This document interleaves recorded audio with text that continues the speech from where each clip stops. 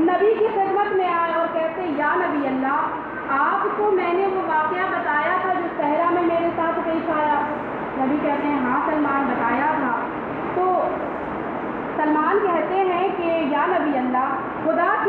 اگر یہ بات کوئی جانتا تھا تو میں اور آپ جانتے تھے، میں نے آپ کی طرح کسی کو نہیں بتایا۔ یہ بات علی کو کیسے پتا ہے؟ اور اس طرح پتا ہے کہ جیسے علی میرے ہمراہ ہو، تو نبی فرماتے ہیں کہ اے سلمان، علی کے ان عجائبات پر تعجب مت کرو جو ظاہر ہیں، بلکہ ان عجائبات کے بارے میں سوچو جو کیا تو علی نے ہے لیکن ظاہر نہیں ہوا۔ میں تمہیں کیا بتاؤں سلمان کہ جب میں معراج پر گیا تو ایک مقام ایسا آیا جہاں جبرائیل بھی پیچھے ہٹ گئے۔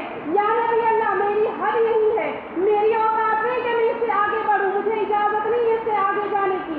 جب میں اس مقام پر گیا جہاں اللہ مجھے بلانا چاہتا تھا، میں نے بہت سارے عجائبات دیکھے، میں نے بہت سارے خدا کے بنائے ہوئے ایسی چیزیں دیکھی جو میرے اور خدا کے درمیان تھی۔ تبھی میں نے اس بلندی پر، اس پردے میں یہ دیکھا کہ کوئی شخص ہے۔ جب میں اس کے قریب گیا تو میں نے دیکھا میرا بھائی علی تھا، لیکن نہ میں نے علی سے کوئی سوال کیا، نہ علی نے مجھے کوئی جواب دیا۔ میں واپس زمین پر آیا، نماز پڑھ ہی رہا تھا کہ پیچھے سے میرے بھائی نے آواز دی، یا نبی اللہ، شب معراج بہت بہت مبارک ہو۔ میں علی کے پاس گیا اور پوچھا، یا علی، آپ کو کیسے پتا؟ تو علی کہتے ہیں، یا نبی اللہ، میں آپ کو کون کون سے مقامات یاد دلاؤں؟ کیا وہ یاد دلاؤں کہ جہاں جبرائیل چھوڑ کر چلے گئے؟ کیا وہ بھی یاد دلاؤں کہ جہاں خدا نے آپ سے ناز و نیاز کی باتیں کی؟ مجھے ایسا لگ رہا تھا کہ ہر ایک قدم پر علی میرے ساتھ تھے۔ اے سلمان، میں تمہیں کیا بتاؤں علی کے شان میں؟ خدا بندے کریم فرماتا ہے کہ قل کفی باللہ شہیدا بینی و بینکم عندہ من علم الکتاب۔ اے رسول، کہہ دیجئے میں نبی جو نبیوں کا سردار ہوں، 1,23,999 نبیوں کی نبوت کی گواہی دینے والا میں رسول، اس رسول کی گواہی کے لیے خدا کہہ رہا ہے، رسول کہہ دیجئے ان سے کہ آپ کی رسالت کے لیے بس 2 گواہ کافی ہے، ایک وہ جس کے پاس پوری کتاب کا علم ہے اور ایک وہ خدا۔ صلوات پڑھیں اللہ۔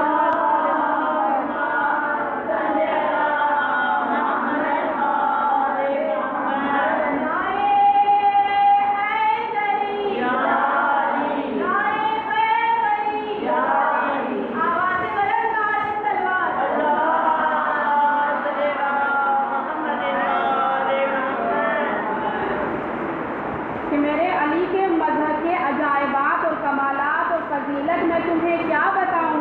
اور میرا علی وہ علی ہے جو اللہ نے کوئی ایسا نبی نہیں بنایا، ایسا کوئی ولی نہیں بنایا، ایسا کوئی وسیع نہیں بنایا، ایسا کوئی ہادی نہیں بنایا، ایسا کوئی رہنما نہیں بنایا جس کی مدد کے لیے علی نہیں آئے ہو۔ مختصر اتنا جان لو سلمان کہ آدم سے لے کر خاتم تک جسے بھی ضرورت پڑی اس کی مدد کے لیے علی آئے ہیں۔ صلوات پڑھنے والا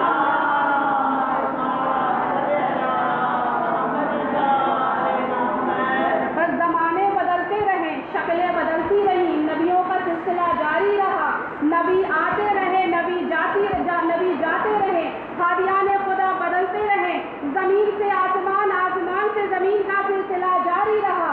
آسمانوں پر بھی مددگار علی تھا، زمینوں پر بھی مددگار علی ہے، اس کی گہرائیوں میں بھی مددگار علی ہے، اس بلندیوں پر بھی مددگار علی ہے۔ صلوات پڑھنے والا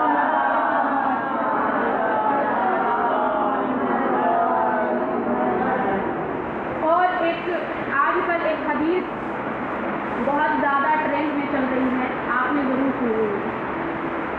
ایک حدیث، اور جنہوں نے یہ بیان کیا، جنہوں نے یہ پڑھا ہے، وہ کوئی چھوٹے موٹے ہم جیسے جاہل انسان نہیں تھے، وہ بڑی شخصیت ہیں جن کے ذاکری سننے کے لیے لاکھوں کا مجمع ہوا کرتا ہے۔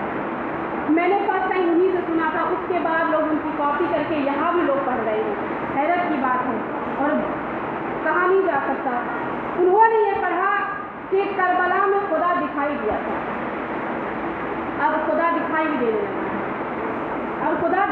دینے لگا، کربلا کی منزلت الگ ہے، اس کی بلندیاں الگ ہے، اس کی فضیلت الگ ہے، لیکن وہ کتنی بھی بلند ہو خدا سے کم، اب خدا دکھائی دینے لگا۔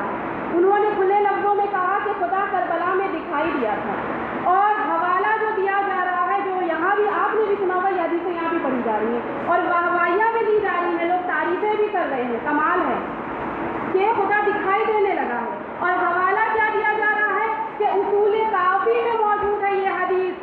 کس نے بیان کیا؟ تو مولا علی کی حدیث ہے کہ علی نے فرمایا کہ میں اس خدا کو نہیں مانتا جسے میں نے دیکھا نہیں۔ اصول کافی کی حدیث ہے اور علی کا یہ جملہ بھی ہے، لیکن علی کی باتیں پوری اس طرح نہیں ہوتی جس طرح ہم کیا کرتے ہیں۔ علی کی باتیں ایک جملے میں ہوتی ہے لیکن بڑی بڑی حکمتیں پوشیدہ ہوا کرتی ہیں۔ 1400 سال پہلے علی نے کہا تھا ایک زمانہ ایسا آئے گا جب لوگ ہتھیلیوں سے باتیں کیا کریں گے، ہتھیلیوں سے دیدار کیا کریں گے، گھر بیٹھے دوسرے ملکوں میں دیکھ لیا کریں گے۔ تو کیا علی نے کہا تھا کہ ہاتھوں سے بات کر لیا کریں گے؟ ہم ہاتھوں سے بات کرتے ہیں، ہمارے ہاتھ اور کان کے درمیان سیل فون ہوا کرتا ہے، اس کے درمیان ہمارے اور ہاتھ کے درمیان سیل فون ہوا کرتے ہیں۔ علی نے تو کہیں نہیں کہا کہ سیل فون ہوگا، موبائل ہوں گے، کہیں استعمال نہیں کیا۔ علی نے ضرور کہا ہے کہ میں اس خدا کو نہیں مانتا جسے میں نے دیکھا نہیں ہو، لیکن یہ نہیں کہا کہ میں نے ان آنکھوں سے دیکھا جن آنکھوں سے تم نے دیکھا ہے۔ میں نے خدا کو بصیرت کی نگاہوں سے دیکھا ہے۔ بصیرت کی نگاہ اور ہوا کرتی ہے اور دیکھنے کی نگاہ اور ہوا کرتی ہے۔ سے بات کر دے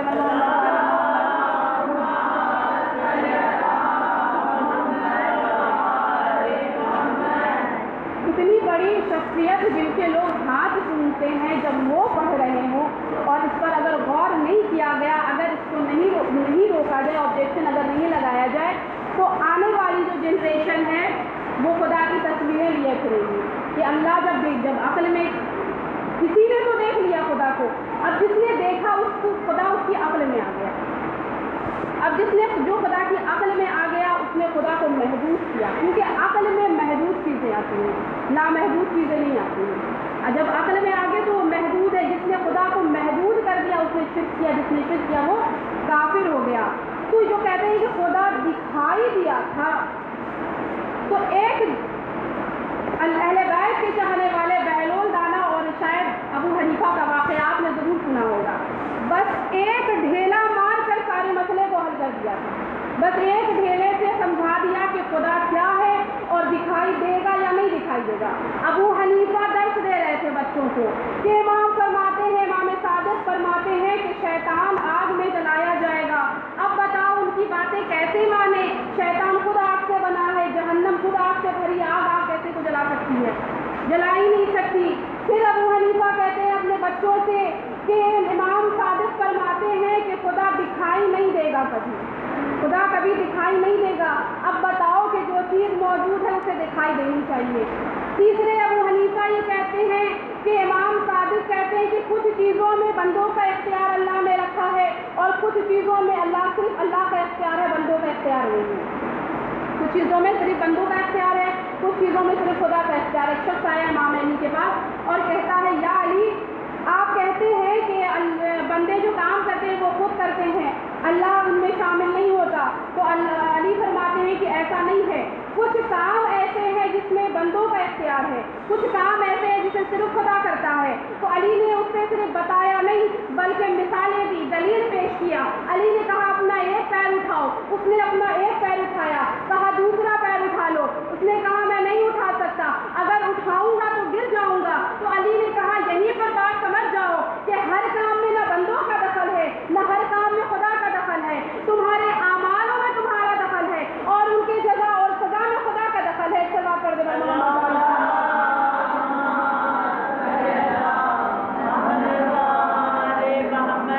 تو جیسے ہی جناب بہلول نے یہ سنا تو وہیں سے ایک مٹی کا ڈھیلا اٹھایا اور دے مارا ان کو۔ اب جیسے ہی مارا تو انہیں چوٹ لگ گئی، چوٹ لگ گئی تو سیدھے خلیفہ ہارون رشید کے دربار میں پہنچ گیا اور کہا کہ دیکھیے اس دیوانے نے میرے ساتھ کیا مجھے زور کا ایک مٹی کا ڈھیلا مار دیا، مجھے چوٹ لگ گئی۔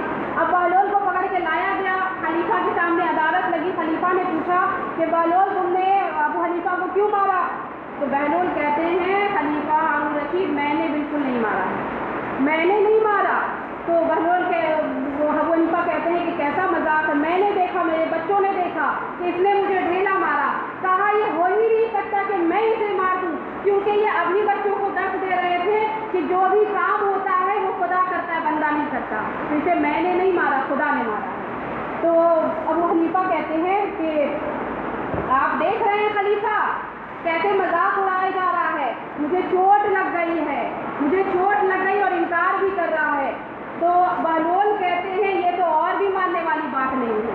कहा क्यों, तुम ही तो बनूल कहते हैं मैं कैसे मान लूँ कि तुम्हें चोट लग गई है। अभी तो आप बच्चों को दर्श दे रहे थे कि आग शैतान को जहन्नम नहीं जलाएगी, क्योंकि शैतान आग से बना है और जहन्नम आग है।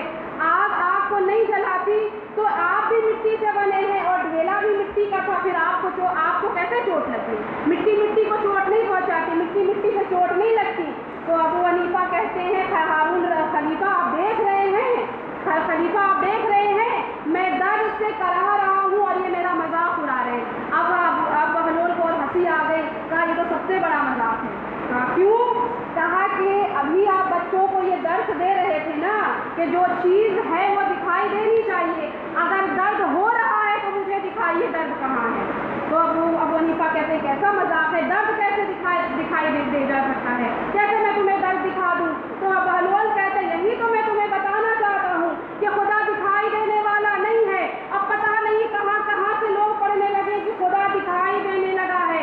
साइंस इतनी तरक्की कर गई, साइंस ने कभी नहीं कहा कि खुद के दर्द दिखाई देता है, कभी साइंस ने ये नहीं कहा कि दर्द दिखाई देता है। चांद पर कदम रख लिए, सब कुछ कर लिया, लेकिन नहीं कहा कि खुद के दर्द दिखाई देता है, एहसास दिखाई देते हैं, कभी नहीं कहा। एक जाकिर का बहुत ही खूबसूरत जुमला पर ध्यान करती चलूं कि उन्होंने कहा कि जब तुम्हें कोई कहे ना कि अली हमारी अक्ल में नहीं आता तो उससे बस इतना कहना कि कोशिश भी नहीं करना अपनी अक्ल में लाने के लिए। कहा कि क्यों, कहा कि खाने काबा में आया था, दीवार फट गई थी, दिमाग में आएगा तो तुम्हारा दिमाग फट जाएगा। अब मुझे कहने दीजिए कि नब्दुल्ला तुम्हारे दिमाग में नहीं आता, अल्लाह तुम्हारी अक्ल में समा जाता है। सल्लल्लाहु अलैहि वसल्लम।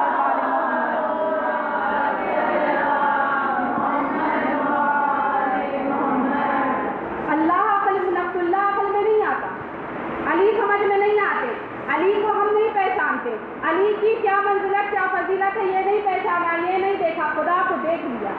अगर इस पर अगर बातें नहीं की जाए, अगर इसकी रोकथाम नहीं की जाए तो आने वाली नस्लें खुदा की तस्वीर लेकर घूमा करेंगी, क्योंकि पूरी दुनिया इस्लाम की मुखालिफत कर रही है। पूरी दुनिया ये चाहती है कि इस्लाम को देर कर दे। क्यों, क्योंकि वो जानते हैं ये ऐसे खुदा की इबादत किया करते हैं जो अला कुल्ले शैइन कदीर है। इनका खुदा दिखाई नहीं देता लेकिन हर जगह मौजूद है। खुदा दिखाई नहीं देता लेकिन हर जगह मौजूद है। तो इतने जब पढ़े लिखे लोग ऐसी बातें करेंगे तो यकीनन आने वाली जनरेशन, अब लोग किताबें नहीं पढ़ते हैं, किताबें पढ़ने का वक्त नहीं है, अब सारी चीज़ें मोबाइल पे हो जाती हैं। तो मोबाइल पर सिर्फ अच्छी चीज़ें नहीं हैं, अगर 20% अच्छी चीज़ें अगर आपको मिलती है ना तो 80% आपको गलत चीज़ें मिलेंगी। हम उसका फ़र्क कब समझेंगे, जब हमें सही मालूम होगा कि सही क्या चीज़ है, जब हमें पता होगा कि हमें कहाँ से लेना है, कौन सी चीज़ें सही हैं, तभी हम उस सही और गलत का फ़र्क समझ सकते हैं। अगर अभी आप नहीं समझी तो मैं आपको एक और मौजूदा हालात की एक और वीडियो के बारे में बता दूँ। आपने अभी तक नादे अली पढ़ा है, मैंने भी मजलिस की शुरू की तो मैंने भी नादे अली पढ़ा है, माज़अल्लाह नादे उमर तो नहीं पढ़ा, आपने कभी नहीं पढ़ा है ना। अगर किसी को चाहिए तो मुझसे ले लीजिएगा, मैंने पढ़ा है सोशल मीडिया पर। यहाँ है सिर्फ इतनी सी चेंजिंग है, बेविलायत का या अली या अली या अली, बेखिलाफत का या उमर या उमर या उमर है। सलाम करने का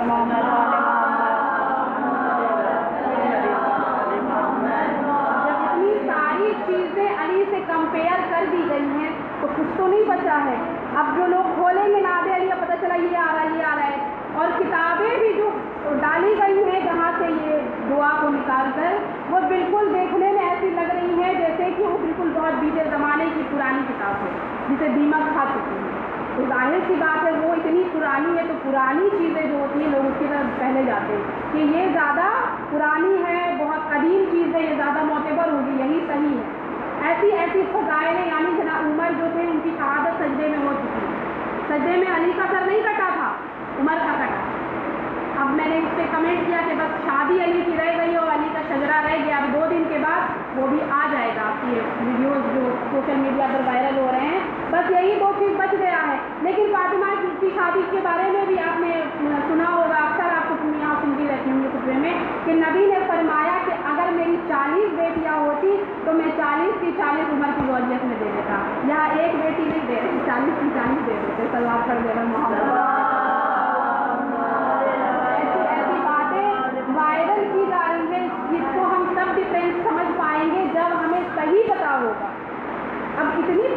शख्सियत मिंबर हक बयान करने की जगह है, अपने मन से कुछ पढ़ के उतर जाने की जगह नहीं है कि हम कुछ भी उठा करके पढ़ देंगे।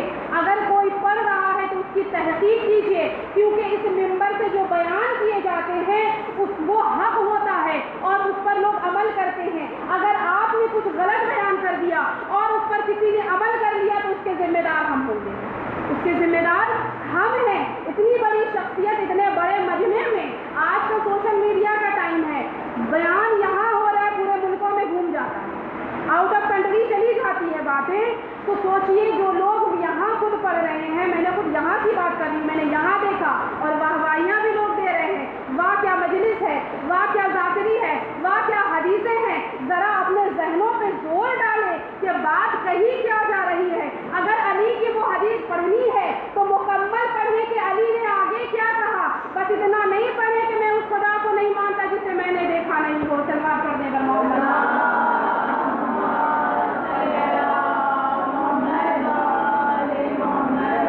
ऐसी बातें वायरल होती रहती हैं, तो सोशल मीडिया से जुड़ने का भी फ़ायदा उठाना चाहिए।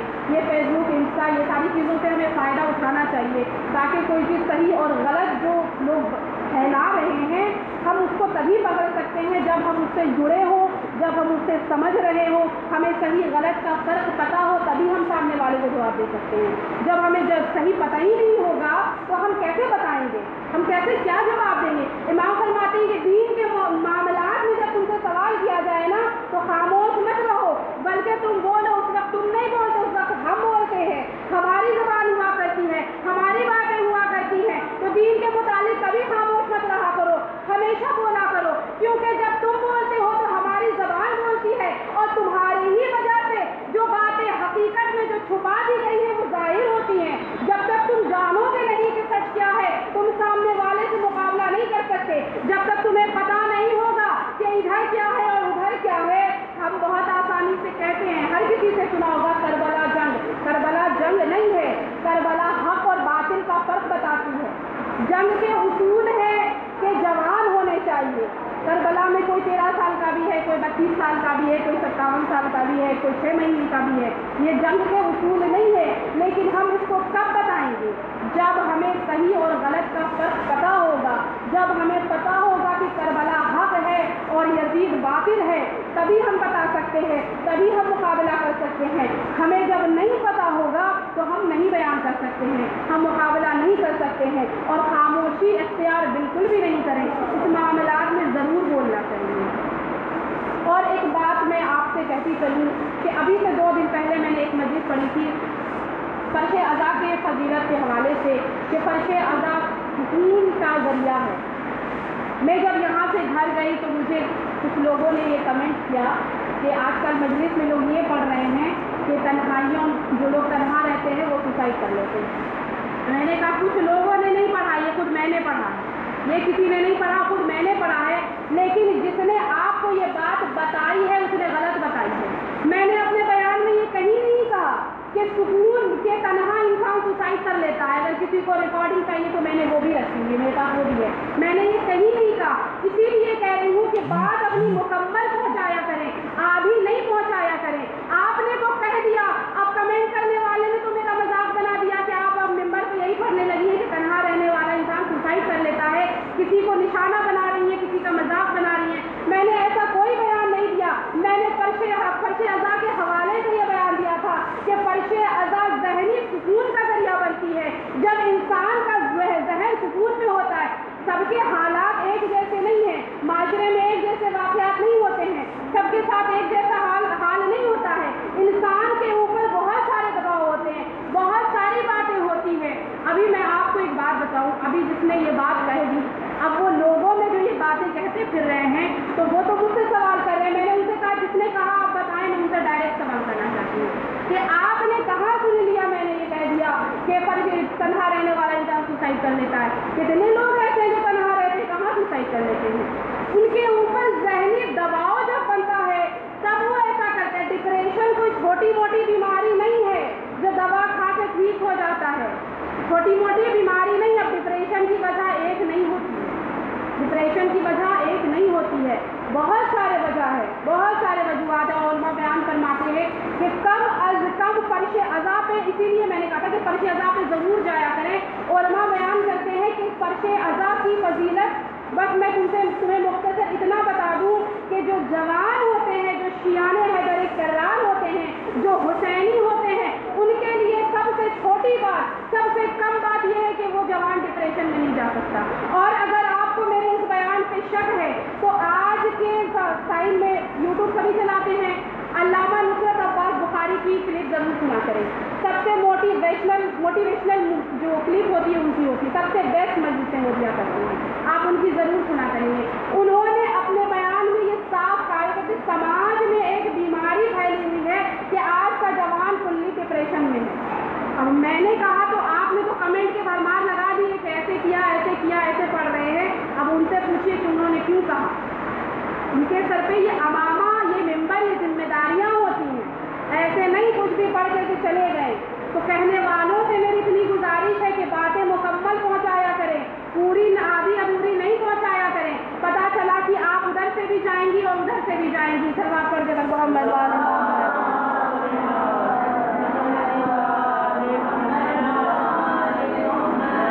بس کری والے سیدہ گفتگو کو سمیٹتے ہوئے اپنے بیان کی طرف آئیں. مولا کا جہنم بہت قریب ہے, اور یہ جو عزاداری ہوتی ہے یہ دنیا کے لگ بھگ ہر ایک ملک میں عزاداری ہوتی ہے, اور ہر نسل رنگ وطن کے لوگ مجلس حسین میں شریک ہونا چاہتے ہیں. میں ایسا ہی ایک واقعہ حسین کے 40 کا آپ کے سامنے پیش کرنا چاہتی ہوں کہ 40 پہ جو جلوس نکالے جاتے ہیں, مولا کے تابوت, علم, تعزیے, جھولے جو بھی ہوتے ہیں, تو ایک عورت بھی اس کے ساتھ 2-3 چھوٹے چھوٹے بچے تھے. وہ کہتی ہے کہ میں نے دل میں یہ خیال, میں اکثر ہر سال یہ دیکھتی ہوں کہ ہمارے ملک میں حسین کی عزاداری کی جاتی ہے, جلوس نکالا جاتا ہے, تو میرے دل میں یہ خیال آیا کہ میں ان کے بارے میں جانوں کہ یہ کیوں نکالتے ہیں اور کیوں کرتے ہیں. تو کیونکہ اس کی زبان الگ تھی تو اس نے اپنے ساتھ ایک ٹرانسلیٹر کو رکھا تھا جو اس ٹرانسلیٹ کر کے اسے بتاتا رہتا ہے. تو وہ شخص, اس عورت نے اس آدمی کو لیا اور لینے کے بعد اس جلوس کے آنے کا انتظار کرنے لگی, اور سڑک پہ کھڑی تھی اور ایک ڈائری اور ایک پین اس کے ہاتھ میں تھا. اس نے دور سے جلوس کو آتے ہوئے دیکھا تو اس نے دیکھا کہ بہت سارے تابوت ہیں. تابوتوں کو دیکھا اور اسے سوال کیا کہ بتاؤ یہ کیوں ہے اور یہ کیا ہے. تو اس شخص نے بتایا کہ یہ جو قافلے کا جو سردار ہے نا, یہ ان کے جانثاروں کی تابوت ہے. انہیں جب شہید کر دیا گیا نا تو ان کی لاشیں بے گور و بے کفن پڑی تھی, جنازہ اٹھانے والا کوئی نہیں تھا, اس لیے ان کے چاہنے والے تابوت کی شکل میں ان کی لاشیں اٹھایا کرتے ہیں. اس نے اپنی ڈائری میں لکھ لیا. اس کی نظر علم پہ گئی. اس نے کہا یہ کیوں ہے. تو شخص کہتا ہے کہ میں تمہیں کیا بتاؤں, اس قافلے کا جو سردار ہے نا اس کا علم بردار تھا. بچے پیاس سے بہت تڑپ رہے تھے, بچوں کے لیے پانی لانے گیا تھا لیکن ظالموں نے اسے شہید کر دیا, اس کے دونوں شانے قلم کر دیے. بس مختصر میں تمہیں اتنا بتا دوں کہ جب زمین پر آیا نا تو اس کے ہاتھ نہیں تھے, منہ کے بل زمین پر آیا. وہ روتی جاتی ہے, اپنی ڈائری میں لکھتی جاتی ہے. پھر اس کے سامنے سے ایک تابوت گزرا, جس تابوت کے سر کے پاس, سینے کے پاس ایک نیزہ لگا تھا. اس نے اس تابوت کو دیکھ کر کہا یہ بتاؤ کہ یہ کس کا تابوت ہے. تو وہ شخص کہتا ہے یہ تابوت اس قافلے کے جوان بیٹے کا, قافلے کا جو سردار ہے نا اس کے جوان بیٹے علی اکبر کا ہے. یہ اس کا وہ بیٹا ہے کہ اسے بہت زیادہ عزیز تھا. اس کا یہ وہ بیٹا ہے جسے نماز شب کی دعاؤں میں اس نے مانگا تھا. دن شادی کے تھے لیکن شادی اس طرح رچائی کہ میدان میں نیزہ کھایا. زمین پہ جب یہ جوان گرا نا تو اس کے باپ کی آنکھوں کی بینائی چلی گئی, اسے کچھ دکھائی نہیں دیتا تھا, اس کے بیٹ اسے چلا نہیں جاتا تھا, اس کے کمر میں قوت نہیں تھی, نہ آنکھوں میں نور تھا. بس بیٹے کی محبت میں قدم بڑھایا جاتا تھا. بیٹے کی لاش پہ پہنچا اور اس کے سینے سے سلا نکالی اور وہیں پر اس کی دنیا اندھیر ہو گئی. اس نے اس کو بھی ڈائری میں لکھ لیا. لکھنے کے بعد اس کی نظر سے ایک جھولا گزرا نا تو وہ کہتی ہے میں نے سنا ہے کربلا میں جنگ ہوئی تھی. یہ جنگ میں جھولے کا کیا کام ہے؟ جھولے تو وہاں ہوتے ہیں نا جہاں بچوں کو چلنا نہیں آتا. وہ کہتا ہے بی بی تم نے صحیح سمجھا ہے. اس سپاہی میں ایک 6 مہینے کا بچہ بھی تھا جسے حسین اپنے ہاتھوں پر لے کر گئے تھے. وہ بچہ بہت پیاسا تھا. حسین نے پانی مانگا, پانی تو نہیں ملا, مگر 3 بھال کا تیر اس بچے کے گلے پر لگا. جیسے ہی 3 بھال کا تیر کہا نا, وہ عورت کہتی ہے شخص تو نے 3 بھال کا تیر دیکھا نہیں ہوگا. یہ 6 مہینے کا بچہ کہا 3 بھال کا تیر کہا. 3 بھال کا تیر ہمارے یہاں اونٹوں کو نہر کرنے کے لیے استعمال کرتے ہیں. میں کہوں گی بی بی تم نے تیر چلتے نہیں دیکھا تھا, گلا چھڑتے نہیں دیکھا. وہ ماتم کر کے کہتی ہے اللہ جانے اس کی ماں نے کیسے دیکھا ہوگا. ابھی بھی امام فرماتے ہیں, روایت کہتی ہے کہ جب شہداء کے سروں کو سب ظالموں نے تقسیم کر لیا نا, تو ایک ظالم آگے بڑھا اور کہتا ہے کہ تم نے سب سر لے لیے, انعام کے لیے میرے پاس کچھ نہیں چھوڑا. وہ کہتا ہے نہیں, تمہارے لیے بھی ایک سر رکھا ہے, چلو میں تمہیں دیتا ہوں. نیزہ بردار نیزہ لے کر کے گئے, زمین میں نیزہ چبھویا, ایک ننھی سی لاش نکل کر آئی. اس نے چاہا کہ سر و تن میں جدائی کرے. ایک شقی بڑھ کر کہتا ہے یہاں نہیں کرنا, چلو اس کی ماں کو دکھا کر کرتے ہیں. اس کی ماں کو دکھائے. میں نے دیکھا تھا شب عاشور خیمے سے آواز آ رہی تھی, اے علی اصغر تم اکبر سے کم نہیں ہو, چلو اس کی ماں کو دکھاتے ہیں. وہ خیمے کے قریب آیا, لیلا میرا باپ کے خیمے کے قریب آیا. جناب فضا نے صدا دی, اے نواب تیرے بچے کی خیر.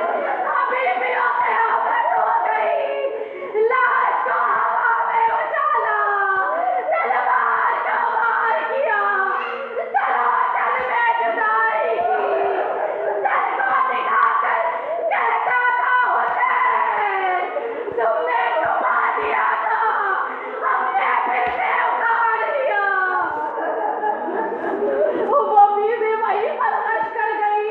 اس کے بعد وہ خاتون جب ہوش میں آئی نا, اس کے نگاہوں کے سامنے ایک تابوت آیا. کبھی تابوت کو دائیں جانب سے دیکھا, کبھی بائیں جانب سے دیکھا, دیکھتی جاتی ہے. وہ شخص کہتا ہے بی بی کیوں دیکھ رہی ہو اس طرح؟ وہ کہتی ہے تابوت ہے یا کیا ہے سمجھ میں نہیں آتا. اس تابوت میں اتنے تیر ہے, اللہ جانے یہ تم پر کتنے تیر ہوں گے. وہ شخص کہتا ہے بی بی تم نے صحیح کہا, جتنے حرف قرآن کے اتنے تیر حسین کے جسم پر تھے. تیروں کے آسمان سے جب حسین نے